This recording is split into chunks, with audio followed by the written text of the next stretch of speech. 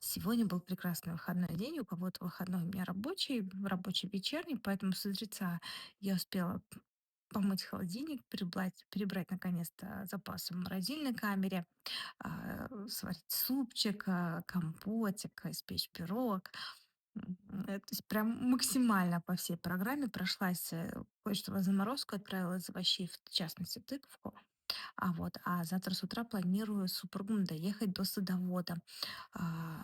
Видела на YouTube рекомендации в закрытую часть. Мы туда не заходили. Были один раз только на открытой части. Честно говоря, впечатления такие неоднозначные. Мне больше всего понравилось кафе или, не знаю, забегаловка. Там подавали очень вкусный плов. Вот плов там был прям шикарнейший. И не сладкий, и не присоленый. Овощи чудесно в сочетании с рисом и нормальное мяско. Вот я надеюсь, что завтра я поем этот плов снова.